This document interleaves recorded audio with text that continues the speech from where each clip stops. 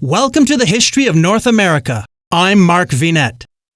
Join me for the conclusion of a controversial exposé on preserving history. If you want to share your opinion regarding this debatable subject, join me and other history lovers on my social media platforms or at markvinette.com. Let's interrupt our series narrative to address an important but contentious issue in the world of history. A historic monument torn down during the statue toppling craze a couple years ago was recently melted down. They said these statues would go to museums. What happened? Let's find out about this divisive topic from the Daily Wire. A beautiful historic monument torn down during the statue toppling frenzy a couple years ago was just melted down, and they filmed it in some kind of bizarre humiliation ritual. They told us that these statues would go to museums, but that was never the plan. For nearly a century, a statue of Confederate General Robert E. Lee stood in Charlottesville, Virginia. In 1997, it was listed on the National Register of Historic Places, which meant that at the time, and this again was in the 90s, so not all that long ago, it was considered worthy of preservation for both its historical significance and its artistic value. A little over 20 years later, in the midst of public hysteria over the death of George Floyd in Minneapolis, that 100-year-old work of art, which was supposed to be preserved, was instead torn down, and we were told, moved to a museum. Well, last week, the museum, in a symbolic humiliation ritual, melted the statue down and destroyed it. It will now be repurposed as an inclusive arts display. This is how we treat our art and our historic monuments these days. It's especially how we treat historical figures like Robert E. Lee, but it wasn't always this way.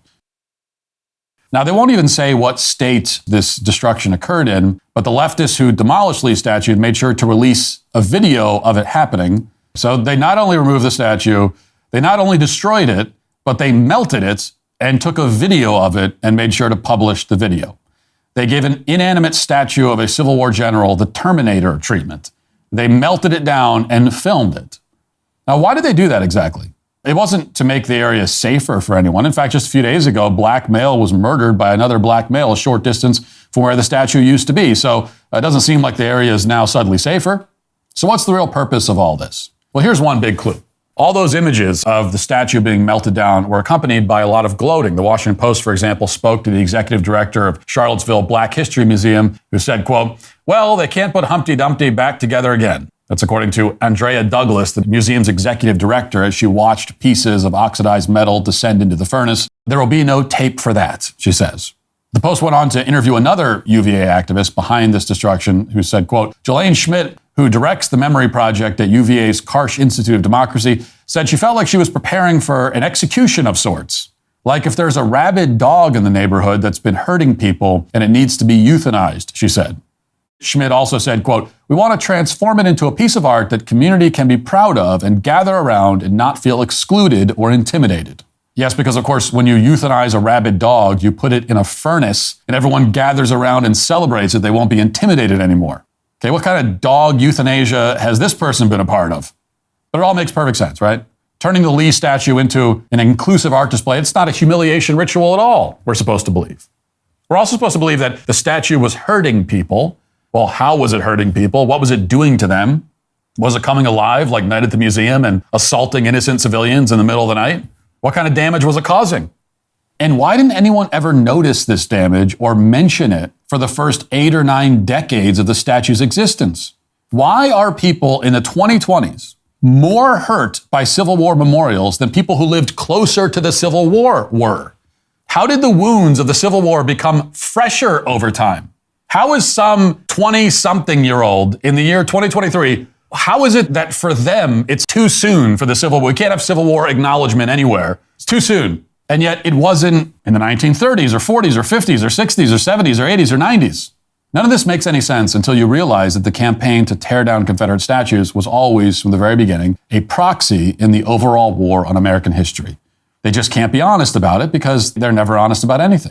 And all the deception is necessary in this case because these activists have much bigger plans. They never planned to stop with melting down the Robert E. Lee statue, and they haven't. Indeed, the Lee statue is far from the only statue that's been destroyed, of course, or essentially destroyed in recent years. According to an investigation from the Madrid newspaper El País, the city of Richmond maintains a secret open-air graveyard for statues that were toppled in 2020. And these statues are disassembled and thrown into storage. A lot of contractors apparently passed on these disassembly gigs for obvious reasons, but eventually Democrats in the state landed on a guy named Devin Henry who is willing to destroy them. Quoting from the investigation, Henry estimates that he has dismantled 24 structures between Richmond and Charlottesville. The latter is home to the University of Virginia and is one of the cities that acknowledged historical pain and chose to melt down and reuse the materials. Now, they've destroyed pretty much every statue remotely associated with the Confederacy, and that includes a monument to Stonewall Jackson, who likely was a hero of the Mexican-American War, widely regarded as one of the best military commanders in history. Devin Henry also dismantled a monument to the Confederate General A.P. Hill, who also distinguished himself in the war with Mexico. As El País reports, the statue of Hill now has its head, quote, dishonorably stuck in a tire waiting to be wrapped up in white plastic. All this to say, they're not putting any of these statues in museums. The museum gambit was always a lie, something that only the most gullible among us could have ever fallen for. And sadly, there are a lot of gullible people among us.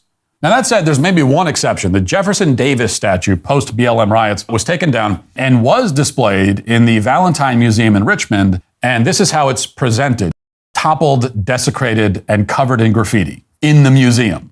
There are many more examples, but you get the point. There was never any intention to memorialize history here. Leftists are doing something to leaders of the Confederacy that they won't even do to Nazis. They're erasing them completely. I mean, you could still walk into the World War II Museum and see Nazi artifacts if you want, posters, flags, weaponry, even Nazi games, board games. But they don't want you seeing any relics of the Confederacy under any circumstance, whether it's in a museum or not. In fact, even if you agree with removing the Lee statue in Charlottesville, which I don't, but even if you do, you must at least acknowledge that it is a historic artifact. It's literally registered as one. All of the controversy over it just makes it more historically significant. So there's no valid reason to destroy it. You are literally destroying history when you destroy it. And the destruction is a gratuitous act that can only be meant to send an ideological and political message. And this goes well beyond the Confederacy. That's why the mob quickly moved from the Confederacy to tearing down statues of pretty much any white person who happened to be born prior to the 20th century. Even Teddy Roosevelt fell victim. What this tells us is that leftists are preoccupied, above all, with erasing the history and traditions of this country. It's about power. It's about dominating and humiliating those that they identify as the enemy. And in large part, they are succeeding. We should remember that we're in this situation now because Republicans across the country, including in Washington, people calling themselves conservatives, that is, the people who are supposed to be conserving things like history, let it happen. They were too afraid of being called racist to say anything about it. They were too weak to stand up to this cultural vandalism when it took root. And they're still too weak to stand up for it or to it. If Republicans had any moral fortitude whatsoever, they would respond to the destruction of the Lee statue by painting over every George Floyd mural and tearing down and destroying every single one of his monuments. If Robert E. Lee doesn't deserve to be honored, then a violent drug addict who robbed women and ripped off convenience stores certainly doesn't pass muster. So throw his busts and golden coffins in the furnace as well. But that won't happen, of course, because we've come a very long way since Eisenhower. Unfortunately, we're heading in the wrong direction. And frankly, at this point, it probably won't be long until Eisenhower's memorial is melted down too, especially after they see that video. They'll turn it into an inclusive art display, another display of inclusivity that excludes everyone who disagrees with them. That is the goal, after all. It's always been their goal. And if we keep electing politicians who are too afraid to say so, then ultimately they will achieve it.